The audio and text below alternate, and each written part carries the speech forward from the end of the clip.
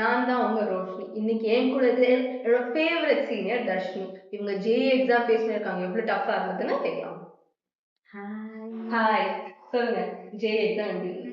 JE exam அப்படியே ஜேஇயா அப்படி சொல்லிட்டு பெரிய எக்ஸாம் ரொம்ப கஷ்டமா இருக்கும், நம்மளுக்கு அப்படியே நம்மளால கிராக்கே பண்ண முடியாதுன்னு நிறைய சொல்லியிருப்பாங்க. ஆப்வியஸ்லி அப்படியும் இருந்துச்சு. பட் நம்ம படிச்சிருக்கோம்ல, அந்த கான்ஃபிடன்ஸ் எனக்கு இருந்தது.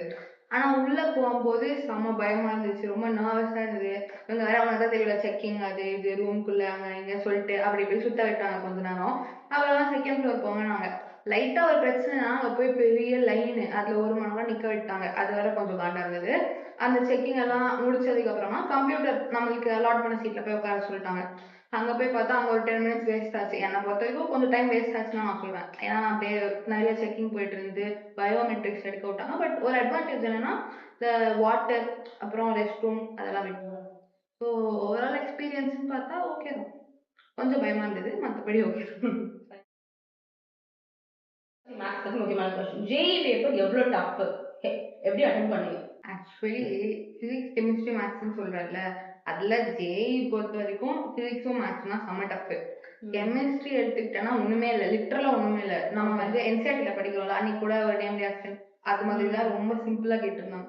ஆர்கானிக் ஆர்கானிக் பிசிக்கல் இருக்குல்ல, அதுல ஆர்கானிக் ஆர்கானிக் டெக்ஸ்ட் புக் படி. பட் வந்து இன்னும் பிசிக்கல் வரும்போது கொஞ்சம் அந்த லெவல் லைட்டா இன்க்ரீஸ் ஆக நமக்கு ஃபீல் ஆகுது. மற்றபடி பிசிக்ஸ் என்சிஆர்டி வாஸ் ஃபவுண்டேஷன் மாதிரி. மற்றபடி மார்க் பேப்பர்லாம் நிறைய போடுங்க அந்த மாதிரி தான் நான் சொல்லுவேன். ஏன்னா உனக்கு தெரியல லெவல் கொஞ்சம் இன்க்ரீஸ் ஆச்சு பிசிக்ஸ்க்கு. மேக்ஸ் ஃபுல்லாவே டஃப் தான், ரொம்ப ட்விஸ்ட் பண்ணியிருந்தாங்க. நிறைய சாப்டர்ஸ்மே நம்மளுக்கு சாப்டர் பார்த்தோன்னா இந்த சாப்டர் தானே அப்படி இருக்கும், ஆனா கொஸ்டினை பார்த்தா என்ன. ஸோ ஓவரால் பார்த்தா மேக்ஸ் தான் இருக்கிறதுலே கஷ்டம்.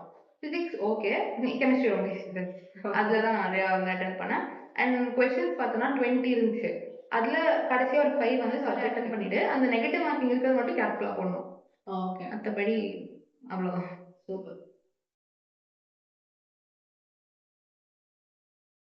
இன்னொரு முக்கியமான கேள்வி, நீங்க வந்து இப்போ ரீசெண்டா தான் ஜேஇ அட்டெண்ட் பண்ணிருக்கீங்கல்ல, ஸோ இப்போ எங்களை மாதிரி ஜூனியர்ஸ்க்கு நீங்க என்ன அட்வைஸ் கொடுப்பீங்க? 10th ஸ்டாண்டர்ட்ல இருந்து +1 போற பசங்களுக்கு நீங்க என்ன அட்வைஸ் கொடுப்பீங்க? பேசிக்கலி 11th இருக்கிறவங்க இந்த ஏஜ்ல கொஞ்சம் லெதாஜிக்கா இருப்பாங்க, அவங்க நீங்க என்ன அட்வைஸ் கொடுக்குறீங்க? எப்படி ப்ரிப்பேர் பண்ணணும், சிஸ்டமேட்டிக்கா எப்படி இருக்கணும்னு சொல்லணும். Okay sir. ஸோ 10th நம்ம 11th போகிறோம். அப்போ நம்மளுக்கு என்ன ஐடியா இருக்கும்? கல்ச்சரல்ஸ் அட்டன் பண்ணுறோம், ஃபன் பண்ணுறோம், பங்க் அடிக்கிறோம், அப்படிதான் இருக்கும். ஆனால் அது இருக்கணும் ஆப்வியஸ்லி, ஏன்னா நம்ம எல்லாருமே அப்படிதான் வந்திருக்கோம். பட் 10th வந்து கொஞ்சம் சீரியஸான இயர், போர்ட் ப்ரிப்பரேஷன்லாம் வரணும். ஆனால் 11th போனதுக்கப்புறம் ஜாலி மட்டும் இருக்கக்கூடாது. நம்ம என்ன ஜேஇ எழுத போகிறோம் அண்ட் 11th மிக்ஸ் பண்ணி தான் கொஷின்ஸ் இருக்குது.